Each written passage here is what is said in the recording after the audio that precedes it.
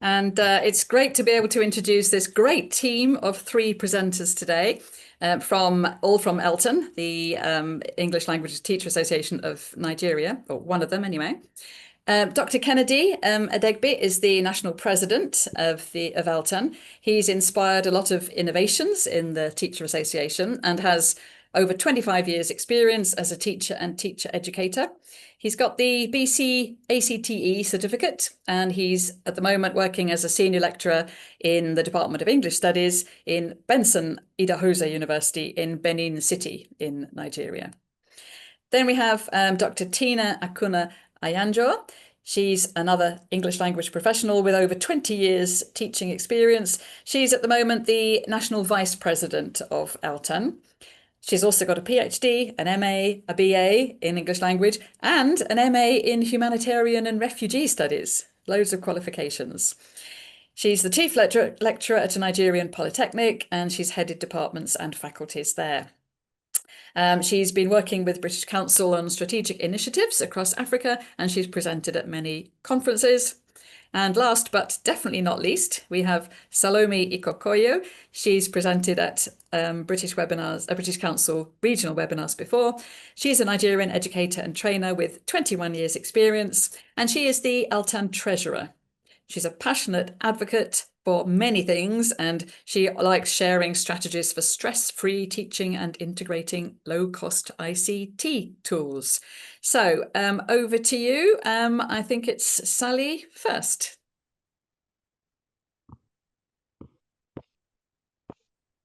Hello, everyone, and welcome to today's webinar. You've heard the topic of our webinar, and we'll be looking at the objectives. At the end of today's session, we'll be able to define and differentiate between formative assessment.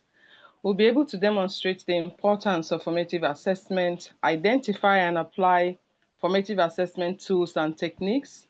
We'll also be able to see how to integrate formative assessment into lesson planning and address some of the challenges that come with implementation of formative assessment.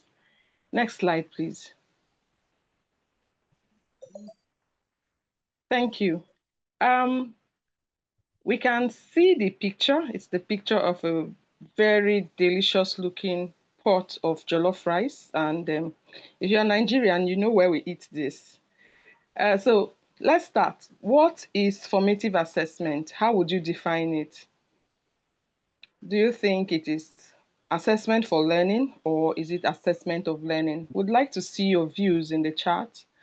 We would also like to see why you think formative assessment is important as far as teaching and learning is concerned, and why we need to integrate this into lesson planning.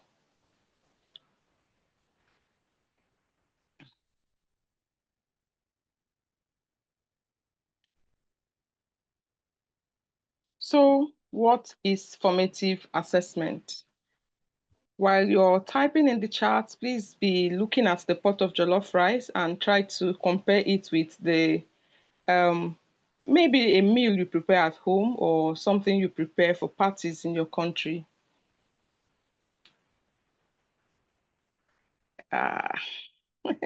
Thank you. Is it checking how the rice tastes as we cook it? Assessment for learning. Thank you. Like checking the learning in the class. Thank you. Thank you. Assessment is assessment for learning. It is an assessment that supports learning. Thank you very much. Assessment for learning.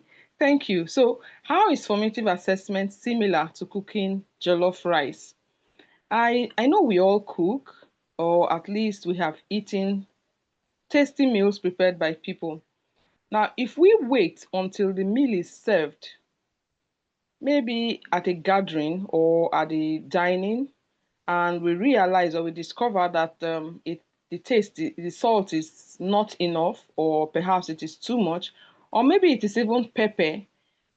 I know we would not like that, especially if this meal is prepared for a large gathering. So too with formative assessment. We do not wait until, or we should not wait until the end of the term or perhaps the mid-term to assess our learners, to assess if we have been able to achieve our objectives for that period of time. Otherwise, it will be like serving a beautiful plate of jollof rice to an audience and then discovering that we have very little salt or too little salt. Next slide, please. So, why is formative assessment important? Why do you think formative assessment is important? Would you like to share your thoughts in the chat, please? Why is formative assessment important? Yes, it is a continuous check of how things are going. It is assessment for learning to identify gap for improvement. Thank you. I like that. It is continuous check of how things are going. So while the lesson is going on right there in the class, we check if students understand, especially with large class sizes and diverse students' abilities that are common in Nigeria. It is important to check if our students have understood the lesson to that point. Otherwise, we get to the midterm test and we realize that they didn't follow the lesson. Now, students can also learn from their mistakes if we assess the learning while the class is on. It also builds their confidence. It helps them to take risks.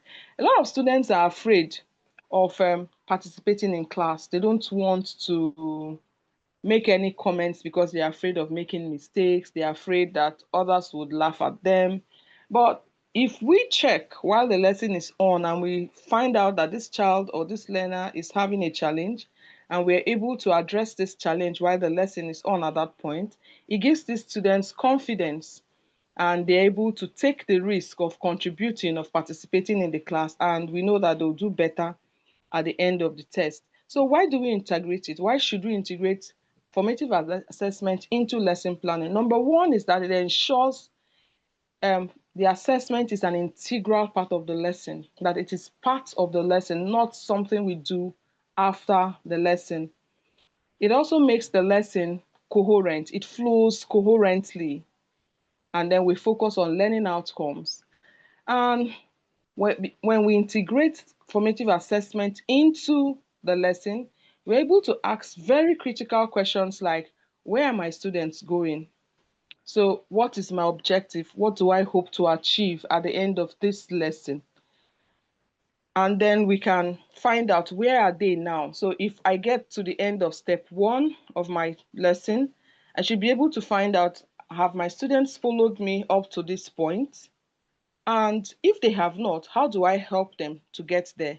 That is why formative assessment is important. That is why it is important to integrate formative assessment into lesson planning. Next slide, please. Yes. Next slide. Okay, thank you. These are some formative assessment tools that we can use. Which of them can you identify?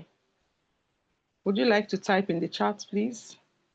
Which of these assessment tools, digital assessment tools, can you identify?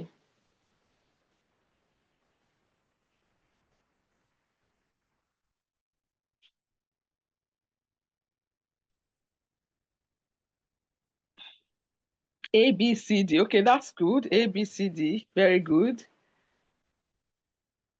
Okay, Google Forms. Thank you.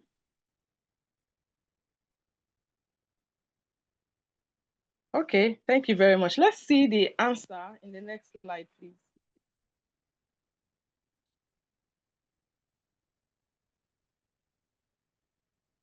So this,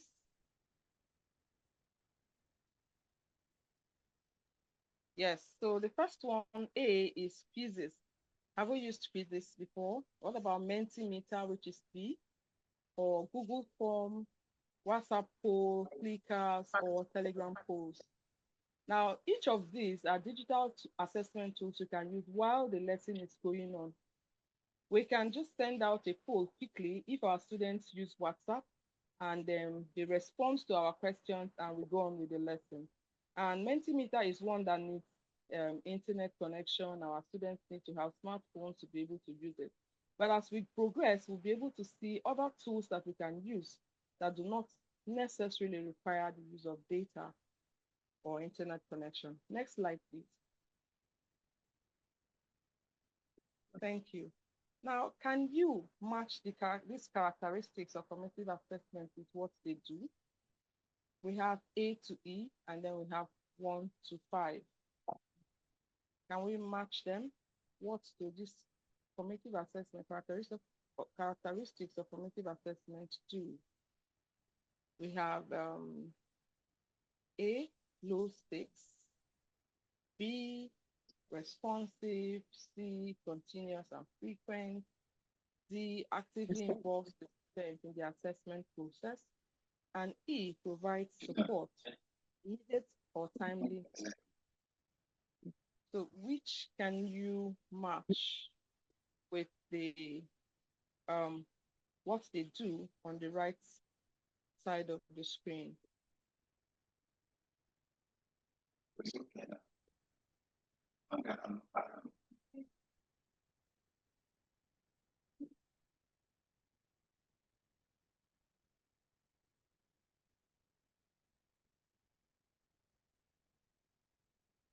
Okay, E2, C5. Okay, thank you. Let's go to the next slide so we see the answers.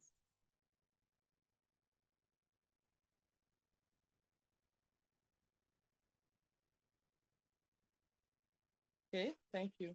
So we see that A is 1, low stakes.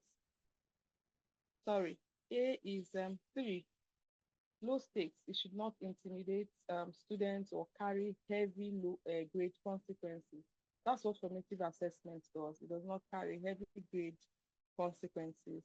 And 2, responsive is number 4. Teachers must be willing to adjust teaching based on what they discover about student understanding. That's an opportunity that formative assessment gives us. We're able to adjust what we're doing, adjust the way we're teaching, perhaps adjust the method, or even the explanations to suit our learners. And C is number 3. Okay. Sorry, C is number 1. It happens throughout the lesson and across multiple lessons, not just at the end of the topic. So as the lesson goes on, we're able to assess, we're able to check, so we can adjust throughout the lesson, not just at the end of the lesson. And D actively involves students in the assessment process. D is number 2, feedback that students can act upon very quickly. And E provides immediate or timely support. And E is number 2. Sorry, I think I mixed it up, but you can see the arrow directing us to the different answers. Over to you, Dr. Tina.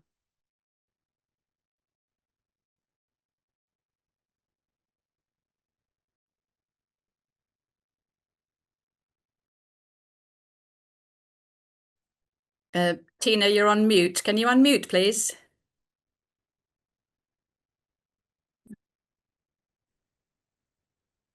Thank you very much. Thank you, Sally. Great. Yeah, we are going to be looking at informal formative assessment and formal formative assessment, which means that formative assessment could either be formal or informal, and both of them can take place in the same classroom. If you have a look at the pictures on the screen, on the slide, you'll see a teacher, a female teacher, observing the students as they work. You see the second picture, the teacher listening to their discussions. The next one, that teacher is asking students questions spontaneously. And if you look at the last picture, you see the student with a facial expression indicating a body language of confusion. So these are the kind of situations that you can find in the classroom in an informal formative assessment. So it is the duty of the teacher to observe the students. You don't need to stand in front of the classroom looking at them. You go around in their midst to see what they are doing. listen to their discussions. You can even participate to encourage them. You ask them questions spontaneously. And when you ask them questions spontaneously, every student will sit up because no one knows when it will get to their time. Next slide, please.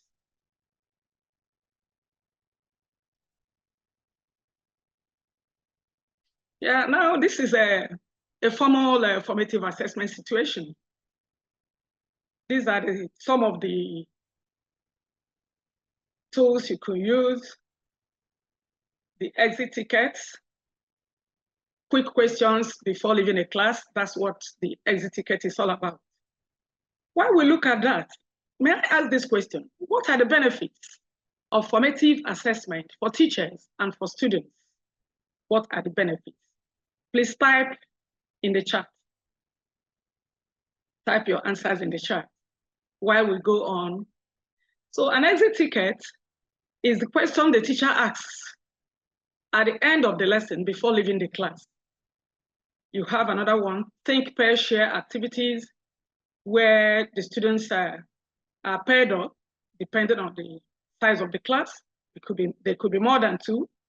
They rub minds together, come up with answers to the question given to them. Then a student could come up and present it to the class.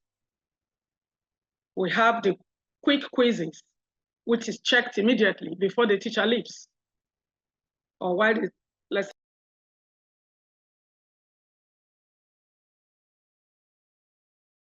Looks like we lost Tina.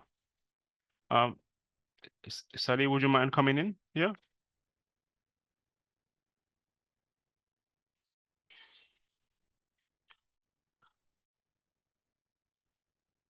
Okay.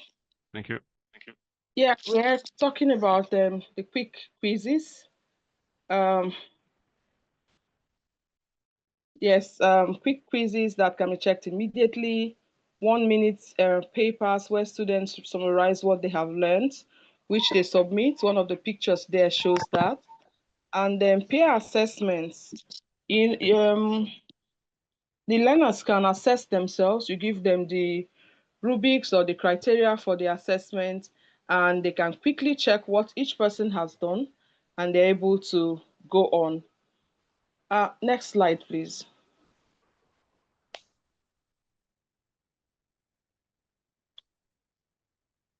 Thank you. How do we integrate formative assessment into lesson plans? Now, that's why we say it is important to integrate this in the lesson from the beginning. We start with clear learning objectives. What do we hope to achieve at the end of this lesson? We usually state this while preparing our lessons. So we put this first, and then we build an assessment into each phase. For instance, at the introduction, we can do a pre-assessment, sort of like something that would find out how much they already know about this topic. And then as we progress, at the end of each step of the lesson, we can bring in some checkpoints. And then at the end of the lesson, the conclusion, like we usually do our evaluation at the end of the lesson, we can bring that in.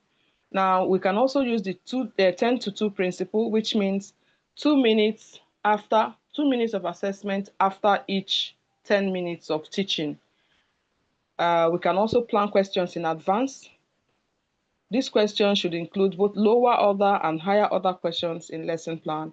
We can incorporate student assessments, confidence ratings, traffic lights, plan for differentiated responses, have plans for what to do based on different assessment results. So we know our classes better, we know our learners, we know the ones that this topic may be difficult for them to follow.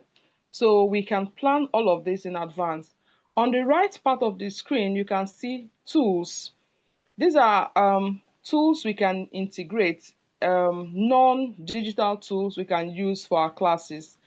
For instance, we've mentioned the exercise or paper, white paper or exercise books, which we can use to get them to summarize what they have learned from the lesson.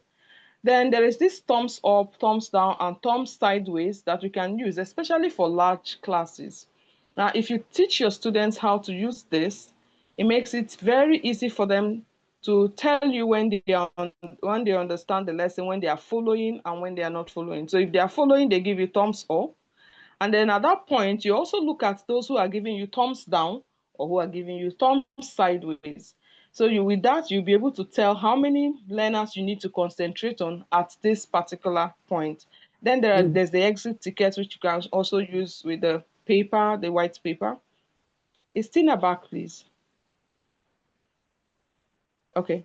So back. we've talked about okay. Yeah. So she takes over. Thank you very much. Then if you look at how to integrate formative assessment into lesson plans, you start with clear learning objectives. Your objectives must be clearly stated. You could use such statements like at the end of the lesson, the students should be able to, that kind of statement. Sorry to interrupt, Tina. Sally's already done most of this slide. So I think you need to move on to the end of the pink bit. Could you move your screen up a bit so we can see your face a little bit more? Okay. Thank you. And we've nearly finished this slide just on the think, pair, share of the pink bit. I know you missed that bit. Okay. Okay. Let's look at the tools. We have the mini whiteboards or the paper exercise, the paper or exercise books, where the students could also have thumbs up, thumbs down, the thumbs sideways, thumbs up indicating I understand, thumbs down, I don't understand, thumbs sideways, I'm neither here nor there. Then we have the exit tickets, think, pair, share, worksheets, crossword puzzles. If I may ask, which of these tools do you use often? Which of these tools do you use often as a teacher in your class? Please, I would like to have your answers in the chat. And again, looking at these ways to integrate formative assessment, what challenges or problems can we have? What could be your challenges in trying to integrate formative assessment? Please type in the chat. Let's get your responses. Another one is that there's need for a teacher to plan the questions in advance, including both lower order and higher order questions. You incorporate the students' self-assessment to check for their confidence rating. Remember the traffic lights, the thumbs up, thumbs down, and all that. Yeah, somebody has given a response.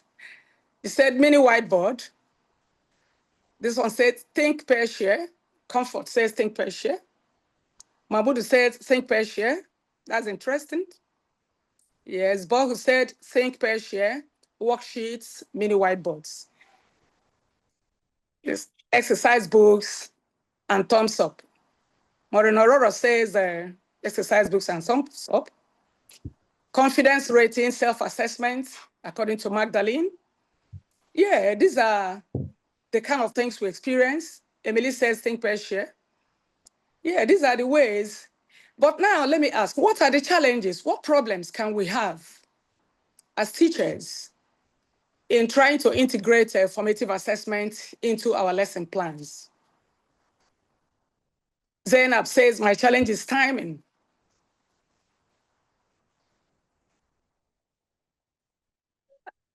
Yes, Soko said time as well. It's like a lot of people are going for time. Time management. Yeah, as you can see, there's much emphasis on time as a challenge. Do you know why? Because the time given for a particular lesson is limited. And for those in the secondary school, for instance, they have to work on time because by the time their lesson will be coming to an end, another teacher is waiting to enter. So the time for assessment and the time for teaching is always a challenge. So there is need for the teacher to manage the time, give some time for formative assessment and some time for teaching. Next slide, please.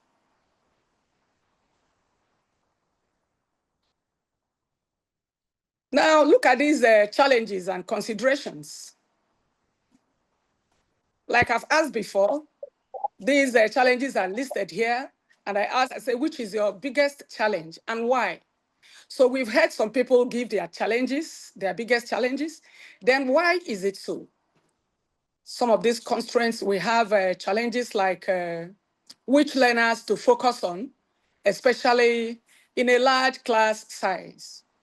A class that is where you have students, many students, you begin to wonder, who am I to attend to? That is a big problem. We have time constraints, like some people have responded in the questions.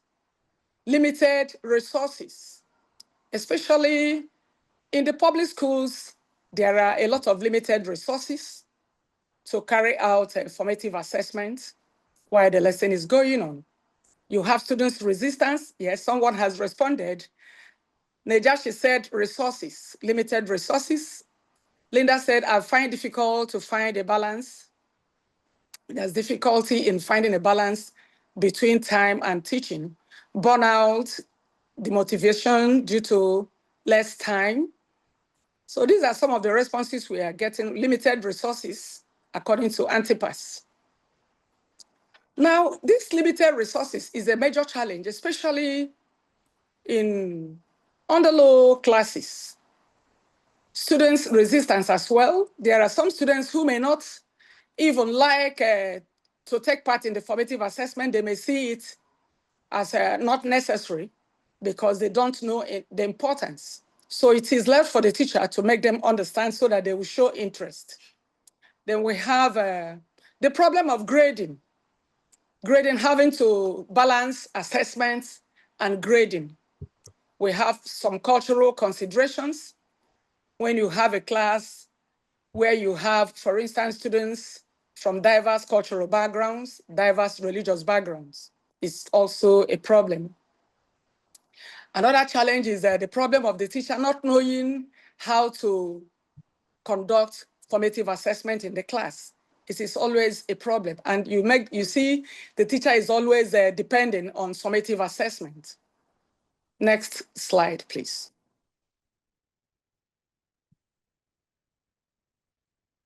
Good evening. Now, Thank you, our Tina, context. Thank you. Let me just introduce the context in which we are. That is the Nigerian teaching reality. In Nigeria, Nigerian teachers, especially the teachers in the public schools, they encounter a lot of barriers to implementing effective formative assessment. Like I mentioned before, one of the major problems is the large class size. In the Nigerian public schools, you could have a class of up to 60 to 80 plus students. And the question is, how does the teacher handle formative assessment in this kind of class? There is the problem of limited literacy of the teachers. Thus, they rely heavily on summative assessment. Some of the teachers don't even know the benefit of using a formative assessment in the class.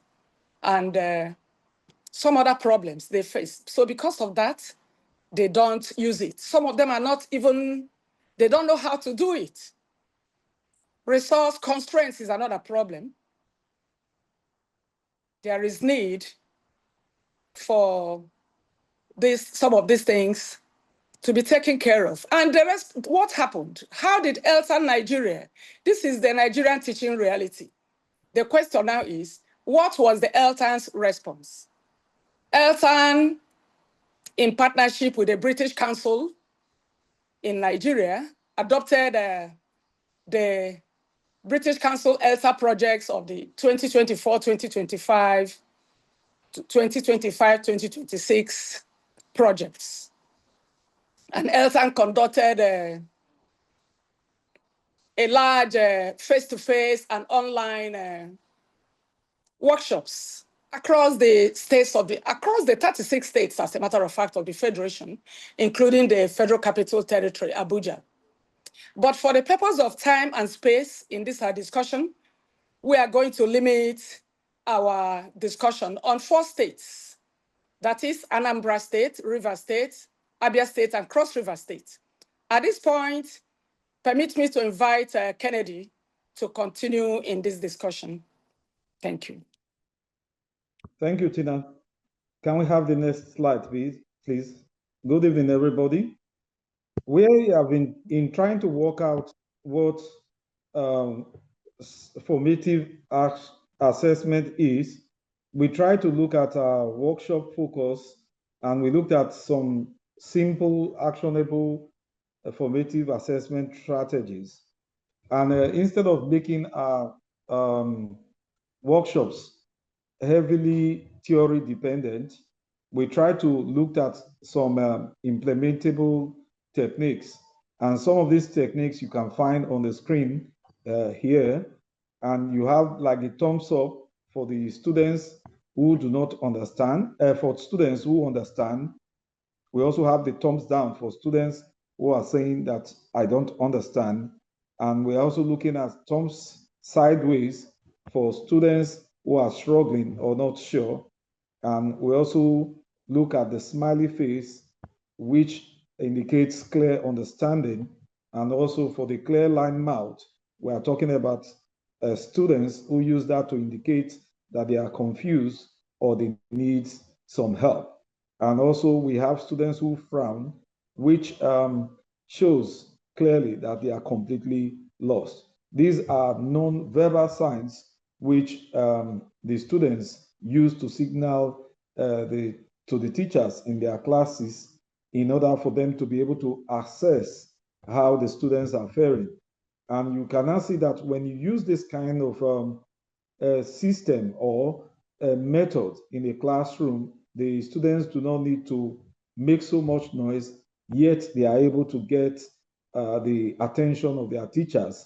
And this is very important, especially for classrooms that are large, like we can see in most Nigerian schools, especially the government schools that have large classes. I think I want to also know what kind of situation you have in your various countries. Do you have the kind of situation which we have in Nigeria? You can put that in the chat for us to see if you also have this kind of problem of large student classes in the various countries. I can see Adama says, yes, they have large number of students. Okay. Okay, I think it's a reality that in most Senegal says, Adama is from Senegal, says they have large number of students in schools. I think we can go on to the next slide, please. South Africa also has that. And I think it is Zambia says yes. So now going to the next part of our webinar tonight is to look at how we can shift our mindsets between formative assessment and summative assessment. And when we look at our webinar, our training, we look at how teachers can inform teaching, how formative assessments inform teaching during. It doesn't just come at the end of the teaching, but it goes along with the teaching. Then we also look at how we can use our daily feedback to also adjust our instruction immediately. And that is a very important one for the teachers, especially you doing reflection after each of our classes. Then we also talk about reducing the end of term exams, which pressure, which we can do through continuous assessment, because we will not allow our end of term assessment to be more laden, but rather we break them into different parts. But during this phase, what we also looked at is the fact that we could get some early impact, and there were some indicators to show that what we are doing was really very important and also affecting our teachers positively. For example, we had the immediate demand for teachers to support or help them in coaching them how they can do that. Then we also had in Cross River State where we had engagement with our teachers, and they also talked about how they are also applying formative assessment strategies. We also look at sustained participation with our people, of course, trying to build a community of practice around formative assessment where people could also share their experiences while others also learn from them. Then also we have the transformative effect of the formative assessment strategies, because we looked at it that it was of low cost, it has a high impact, and we also see that it can transform the way teaching is done, especially within a context like ours, which is very challenging. Of course, when you teach within a context like this, where you have large classes, where you have a lot of students in the class not having enough resources, it becomes very, very important. Then we also notice that by focusing on these simple techniques and the practical application, which we discussed earlier on, the science, it also helped us in terms of supporting our teachers. Next slide, please. Then you can see some of on the screen, some of the responses from the teachers from across Nigeria. You can see that they are giving kudos to the fact that formative assessment is a very important part of their teaching, and they can now use it very well. And it has helped them to also improve their teaching. Next slide, please. Then we also looked at, we have given here a simple lesson plan of which informs how we can use formative assessment. Looking at it clearly, we can see that during the lesson, we can, the students can indicate whether the teacher should proceed or not. Then also conferencing or talking with the students also help the teacher to differentiate support, to know those students that are doing well. Then also peer assessment also shows if the students are also following critically. Then after the lesson, what usually happens is that the exit tickets show who has been able to achieve the objectives, and we also plan for the next lesson based on the confidence rating of the students. Then we also identify students needing small group support. So when you look at the differentiation based on the differentiation based on formative assessment observations, we can now identify students that are struggling. We help them by providing them word banks. We use students sentence starters for them, and we also pair our students with stronger students or students who have been able to catch up very well. Then for students that are on the same level, we also encourage them to have varied sentence structures, and also challenge all our students to use their 5 senses. So for the advanced students, what we do is that we introduce figurative language use in the teaching. Then we also write mystery descriptions without necessarily naming objects, which the students are able to find out for themselves. One very important thing is that we have been able to look at formative assessment not necessarily as grading, but gathering information to help students to improve while learning is happening. So a formative assessment, like has been said, is something that we do to aid our teaching and to also gather information about our students. Next slide. So if you look at our lesson plan, the lesson plan is for 40 minutes. It's for English language. The topic is for writing a descriptive paragraph. And we also have the objectives there. And we also talk about the success criteria. We use at least 3 sensory words like sight, sound, touch, taste, and smell. And we also have them complete 5 to 6 sentences, and also ask them to include specific details that create clear mental images. Then we also ask them to have proper paragraph structures. Next slide.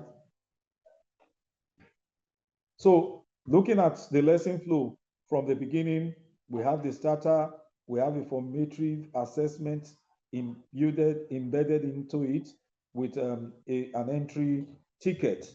Then we also have, we show the students the pot of jollof rice, ask them to write descriptive words, picture without naming, asking them to use their senses, and it's also to check the prior vocabulary knowledge of and baseline vocabulary. For the teacher action, we ask around to get responses to identify those who also need vocabulary support. Then we also go look at the traffic light check. The traffic light check are those signals which the students give to the teacher to make them understand if they are if they are learning or not. Then we also review the 5 senses and their role in descriptive writing. We also share a sample paragraph for them. Next slide. So for the comprehension questions after reading the text, what we do is that we get to ask them questions, and we ask them to show their understanding by either of the signs or symbols which they are supposed to give to us, which they know alongside with their teacher. The purpose of this is to gauge the understanding and move forward. So the teacher action is that if there are many thumbs down and sideways, we try to provide another example by also noting the students that need support. So we also give them guided practice for about 10 minutes. And for the formative assessment, what we also do, we do think, pair, and share. Then for the peer assessment, we do that for about 8 minutes. We do 2 stars and a wish. Then for the plenary, we have the formative assessment as the exit ticket. Next slide, please. So when you do that, it becomes very clear that at the end of the day, we have integrated a lot of formative assessment into our teaching, and we are able to get a lot of information from our students that help us to shape our teaching. I think these are basically some of the things which we do in our class. Then we're looking at the teaching tips to try before our Telegram discussion on Friday. We need to try to address ideas from this webinar class. Then also we need to watch some of these videos. We hope that they will be shared in the chat box so that you can keep them. We can look at making testing more creative and authentic, how assessment can become inclusive, and what is inclusive assessment. So please try to watch all this so that it will make our discussion on Telegram on Friday be more interactive. Next slide. Thank you so much, Kennedy, Tina, and Sally. That was so interesting. And we've had so much interaction in the chat as well, which has been excellent. And so many people contributing their own experience as well. And we've had quite a few questions as well. So let's see if we can get a few of them answered now. And then the rest of them, of course, will be answered on Friday in the Telegram group chat. Okay, so the first one's an interesting one. The thumbs up, thumbs down, obviously it's been successful for you. What if students are shy or embarrassed about doing the thumbs down because they might not want to admit that they haven't understood? So who would like to answer that one first?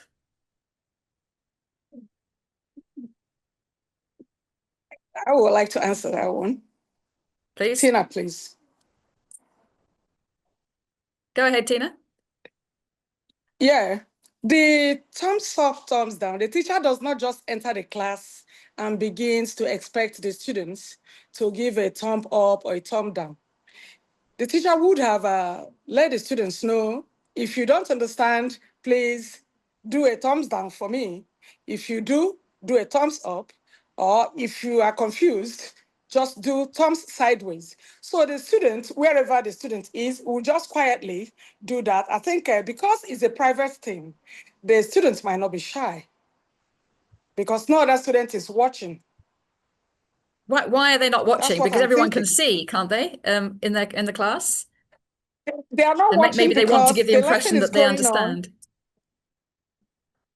Okay. Yeah, the lesson is going on and other students are focusing on the ongoing lesson. So they wouldn't be busy looking around to see who gives a thumb up or who gives a thumb down. Okay, so you've never had the experience of people being embarrassed about it.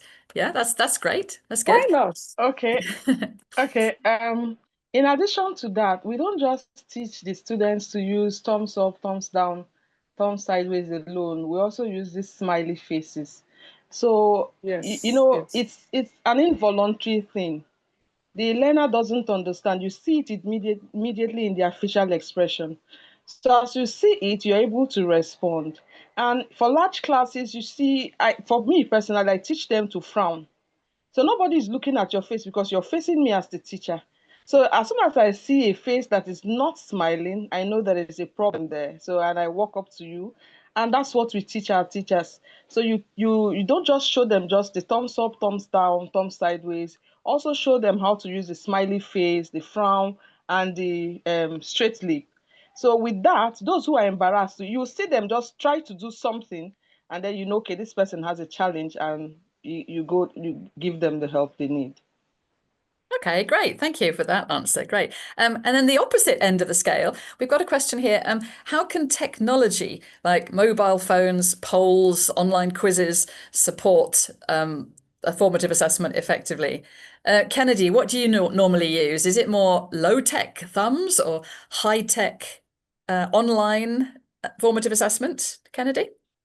I think because of maybe the situation where maybe in our context where in most schools phones may not be allowed and such, sometimes, especially in the classrooms, we don't use that like in most schools, but where it is used, we allow that.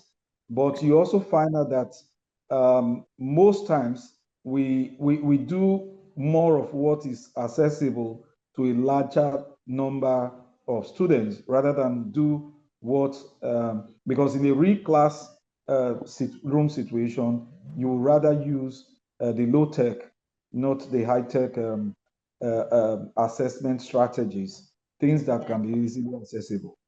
Okay, so it depends where you are and what sort of tech you have. And you shared a lot of nice examples. I don't know if the person who asked that question saw your slide near the beginning, Salome, but look at the recording afterwards.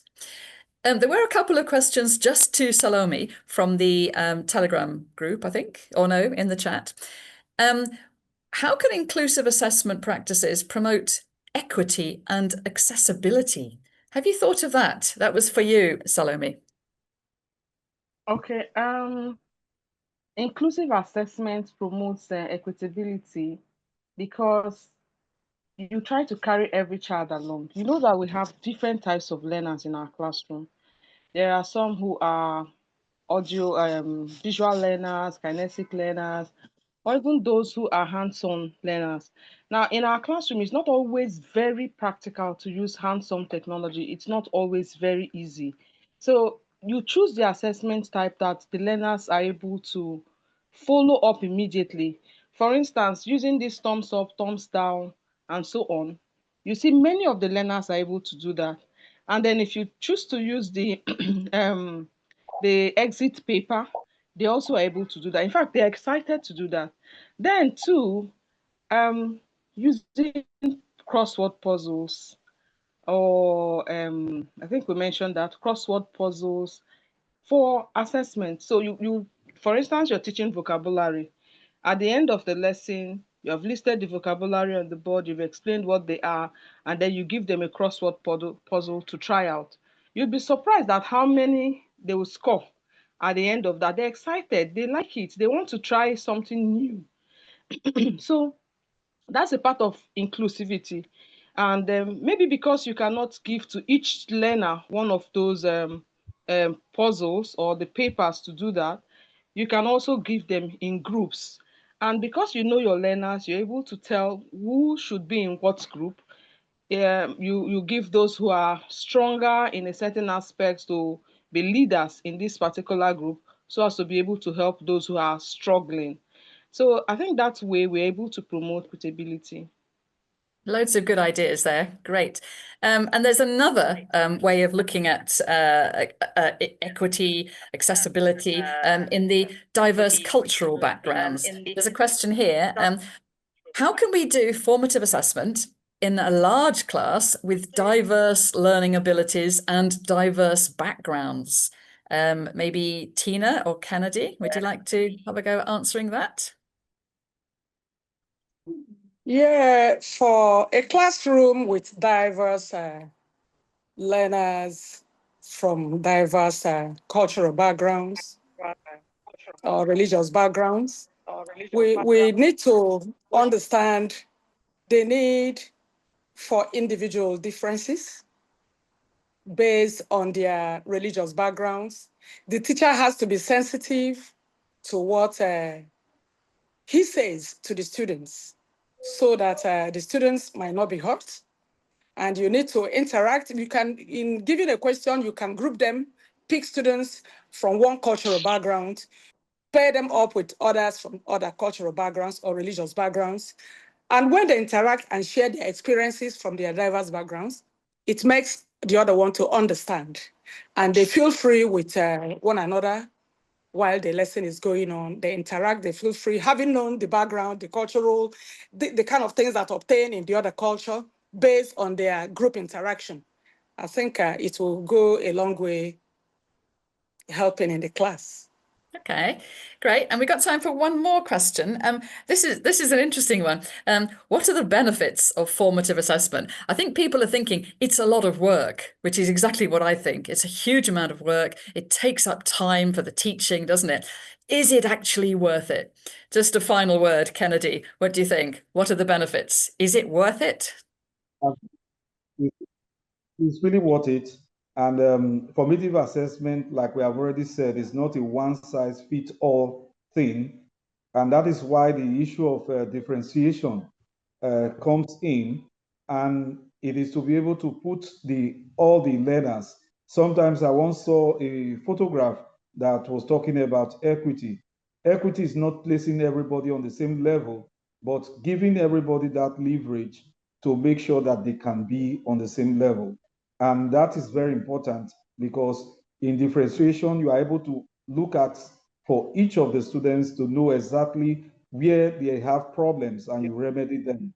And at the end of the day, you find out that the students can catch on with what they are supposed, their peers are doing also in the classroom.